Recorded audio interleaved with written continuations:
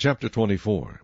When a man takes a wife and marries her, and it happens that she finds no favor in his eyes because he has found some uncleanness in her, and he writes her a certificate of divorce, puts it in her hand, and sends her out of his house, when she has departed from his house and goes and becomes another man's wife, if the latter husband detests her and writes her a certificate of divorce, puts it in her hand, and sends her out of his house, or if the latter husband dies who took her as his wife, then her former husband who divorced her must not take her back to be his wife after she has been defiled, for that is an abomination before the Lord, and you shall not bring sin on the land which the Lord your God is giving you as an inheritance. When a man has taken a new wife, he shall not go out to war or be charged with any business. He shall be free at home 1 year, and bring happiness to his wife whom he has taken.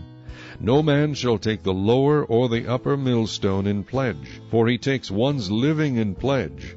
If a man is found kidnapping any of his brethren of the children of Israel, and mistreats him or sells him, then that kidnapper shall die, and you shall put away the evil from among you.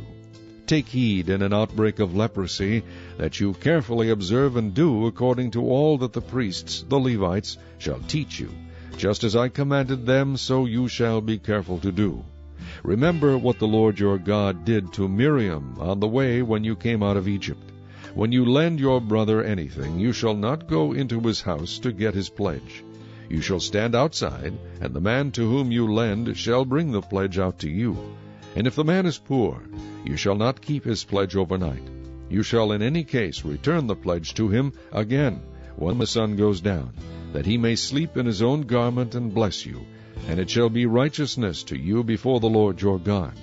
You shall not oppress a hired servant who is poor and needy, whether one of your brethren or one of the aliens who is in your land within your gates.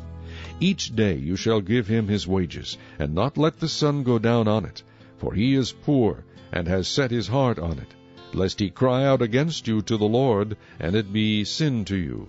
Fathers shall not be put to death for their children, nor shall children be put to death for their fathers.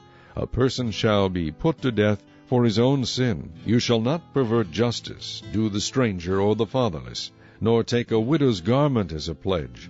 But you shall remember that you were a slave in Egypt, and the Lord your God redeemed you from there. Therefore I command you to do this thing.